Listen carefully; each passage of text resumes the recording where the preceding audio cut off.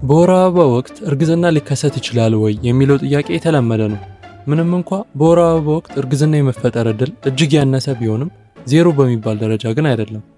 አንዳንዴ ከሴት የመራቢያ አካል የሚወጣን ደም ከወር አበባ ጋር የማሳሳት ነገር ይፈጠራል። ይህም ማለት አንዲት ሴት ለእርግዝና ዝግጁ ሆና ሳለ የወር አበባ እንደምታስብ ትችላለች። አንዲት ሴት የወር አበባ ማየት በጀመረችበት 2 ተከታታይ ቀናት ውስጥ የግብረ ስጋ ግንኙነት ብትፈጽም የማርገዝ እድሏ ዜሮ ሊሆን ይችላል። ነገር ግን ከ3ኛው ቀን ጀምሮ የማርገዝ እድሏ ቀስ በቀስ እያደገ ይሄዳል። ይህም ቁጥር ቢቀንስ እንኳ 100% እርግዝና እንደማይከሰት እርግጠኛ ሆኖ መናገር አይቻልም። ስለዚህ በዛሬው ቪዲዮአችን በወር አበባ ወቅት እርግዝና ይፈጠራል ወይ ስለሚለው በስፋት የምናይ ይሆናል። በመጨረሻም በወር አበባ ጊዜ እርግዝና የበለጠ ስለሚፈጠርባቸው ሁኔታዎች እናያለን። እንዲሁም በየቀኑ እንደዚህ ጤናው እንዲጠብቁና እንዲያሻሽሉ የሚጠቅመው መረጃ እንዲያገኙ ይህንን ቻናል አሁኑኑ ሰብስክራይብ ማድረጉን አይርሱ።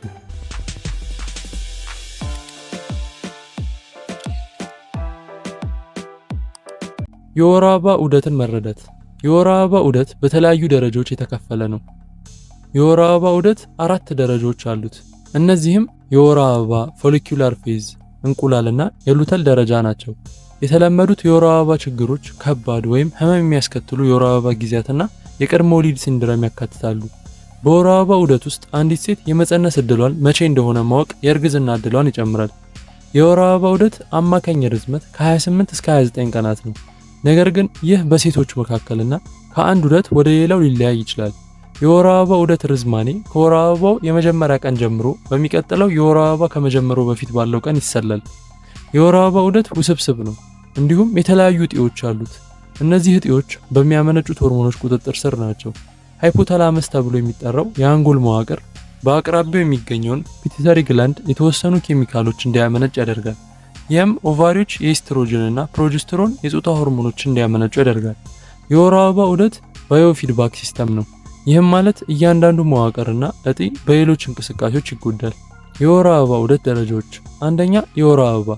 የወር አበባ በሴት ብልት በኩል ከሰውነት ውስጥ በማህፀን ውስጥ ያለውን ወፍራም የማህፀን ሽፋን ማስወገድ ነው። የወር አበባ ፈሳሽ ደም ከማህፀን ግድግዳ ህዋሳትና ፈሳሽ ውስጥ ያሉ ሴሎች አሉት። አማካኝ የወር አበባ ቆይታ ከ3 ቀናት እስከ 1 ሳምንት ነው። የወር አበባ ፍሰትን ለመምጠጥ የንጽህና መጠበቂያ ፓድስ ወይም ሞዴስ ጥቅም ላይ ይውላሉ። ሁለቱም ፓድ እና ታምፖኖች በየጊዜው መቀየር አለባቸው፣ ቢያንስ በየ4 ሰዓቱ። ታምፖኖችን መጠቀም ቲቲኤስ ተብሎ ለሚጠራው በሽታ የመጋለጥ እድልን ይጨምራል። ሁለተኛ፣ የፎሊኩላር ደረጃ። የፎሊኩላር ደረጃ በወር አበባ የመጀመሪያ ቀን ይጀምራል፣ እናም እንቁላል መለቀቅ ሲጀምር ያበቃል። በሃይፖታላመስ በመነሳሳት ፒቱይተሪ ግላንድ ኤፍኤስኤችን ይለቃል። ይህ ሆርሞን ኦቫሪ ከ5 እስከ 20 የሚደርሱ ፎሊኩላሮች እንዲፈጠር ያበረታታል። እያንዳንዱ ፎሊክል ያልበሰለ እንቁላል ይይዛል። አብዛኛው ጊዜ አንድ ፎሊክል ብቻ ወደ እንቁላል ይደርሳል፣ ሌሎች ደግሞ ይሞታሉ። ይህ በ28 ቀናት ዑደት በ10ኛው ቀን አካባቢ ሊከሰት ይችላል። የፎሊክል እድገታቸው የማህፀን ሽፋኑ እንዲወፍር ያደርጋል፣ እንዲሁም እርግዝናም ሊፈጠር ይችላል። ሶስተኛ፣ እንቁላል። ኦቪሌሽን ከኦቫሪ ወለል ላይ አንድ የበሰለ እንቁላል መለቀቅ ነው። ይህ ብዙውን ጊዜ የሚከሰተው በወር አበባ አጋማሽ ላይ ነው። ይህም የወር አበባ ከመጀመሩ 2 ሳምንታት በፊት ነው። በፎሊኩላር ደረጃ ውስጥ በማደግ ላይ ያለው ፎሊክል የኤስትሮጅን መጠን መጀመርን ያስከትላል። በአንጎል ውስጥ ያለው ሃይፖታላመስ እነዚህን እየጨመረ ያለውን ደረጃ ይገነዘባል። እናም ጎኖዶትሮፊን የተባለ ኬሚካል ያስወጣል። ይህ ሆርሞን ፒቱይተሪ ግላንድ ከፍ ያለ የኤልኤች እና ኤፍኤስኤች እንዲፈጠር ያነሳሳል። የተለመደው የእንቁላል የህይወት ዘመን 24 ሰዓት አካባቢ ብቻ ነው። በዚህ ጊዜ ውስጥ የወንድ የዘር ፍሬ ካላጋጠመው በስተቀር ይሞታል። አራተኛ፣ የሉተል ደረጃ። በእንቁላል መለቀቅ ወቅት እንቁላሉ በፎሊኩል ውስጥ ይፈነዳል። ነገር ግን የተሰበረው ፎሊኩል በእንቁላል ላይ ይቆያል። በሚቀጥሉት 2 ሳምንታት ወይም ከዚያ በላይ ፎሊኩል ወደ ኮርፐስ ሉቲም ወደሚታወቅ መዋቅር ይቀየራል።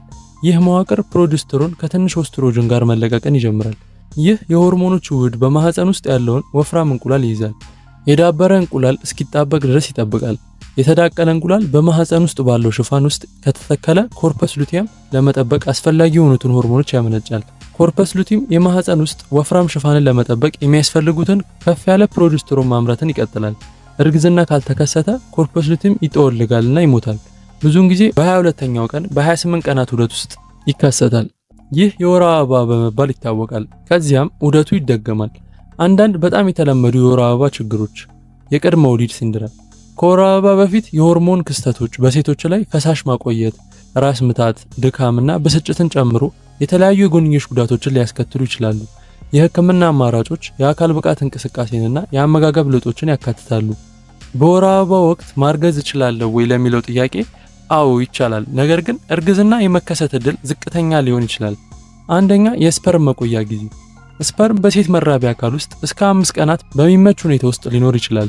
አጭር የወር አበባ ዑደት ካለና የወር አበባ ካለቀ በኋላ ቶሎ እንቁላል ከተለቀቀ በወር አበባ ወቅት ከግንኙነት የተገኘ የወንድ የዘር ፍሬ ሊኖር ስለሚችል እንቁላሉ ሊዳብር ይችላል። ሁለተኛ ቀደም ያለ ወይም መደበኛ ያልሆነ ኦቪሌሽን። አንዳንድ ሴቶች በወር አበባቸው ወቅትም ሆነ ከጥቂት ጊዜ በኋላ በዑደታቸው ውስጥ እንቁላል ይለቀቃል። ይህም መደበኛ ያልሆነ ዑደቶች እንዳይተነበይ ሊያደርግ ይችላል። ሶስተኛ የደም መፍሰስ የተሳሳተ ትርጓሜ። ሁሉም የደም መፍሰስ ትክክለኛ የወር አበባ አይደለም።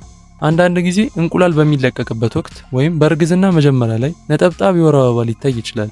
በዚህ ጊዜ ውስጥ የግብረ ስጋ ግንኙነት ከተፈጠረ እርግዝና የመከሰት ዕድሉ ከፍ ያለ ይሆናል። በወር አበባ ጊዜ ውስጥ እርግዝና የበለጠ የሚፈጠርባቸው ሁኔታዎች፣ አንደኛ አጭር የወር አበባ ዑደት።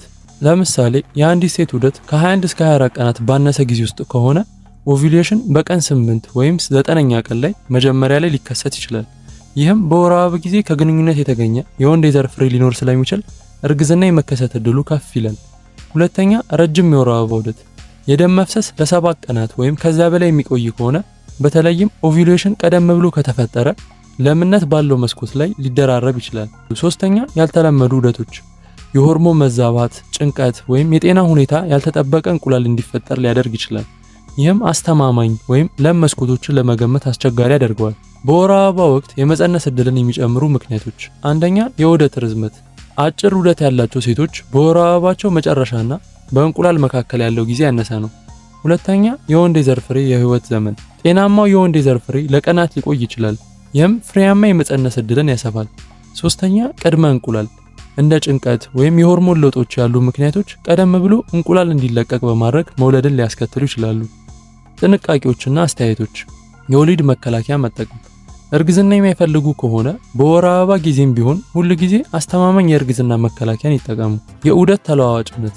ሂደቱን ለመለየትና ልዩ ጊዜውን ለመረዳት ለተወሰኑ ወራት ዑደቶውን ይከታተሉ። በወር አበባ ወቅት እርግዝና የመከሰቱ አጋጣሚ ዝቅተኛ ቢሆንም ነገር ግን የማይቻል አይደለም። እንደ ስፐርም ረጅም ጊዜ መቆየት፣ ቶሎ እንቁላል መለቀቅና መደበኛ ያልሆነ ዑደቶች ያሉ ምክንያቶች በወር አበባ ጊዜ ወይም ከጥቂት ጊዜ በኋላ ቶሎ ለመፀነስ አስተዋጽኦ ያደርጋሉ። እርግዝናን ለመከላከል ወይም ለማግኘት ለሚፈልጉ ሰዎች የወር አበባ ዑደታቸውን መረዳት በጣም ወሳኝ ነው። አይሆፕ በዛሬው ቪዲዮ ጠቃሚ መረጃና ትልቅ ግንዛቤ እንዳገኛችሁበት ተስፋ አደርጋለሁ። እንደዚህ አይነት ጠቃሚ የጤና መረጃ እንዲደርሳችሁ ደግሞ ሰብስክራይብ በማድረግ ቤተሰብ ይሁኑ። እንዲሁም ለሌሎች ይህ ቪዲዮ እንዲደርሳቸው ላይክ፣ ሼር ማድረግዎን አይርሱ። ሌላው ስለ አፋጣኝ ሕክምና የሚፈልጉ የእርግዝና አደገኛ ምልክቶች ማወቅ ከፈለጉ ቪዲዮውን እዚህ ጋር ያገኙታል፣ እንዳያመልጣችሁ።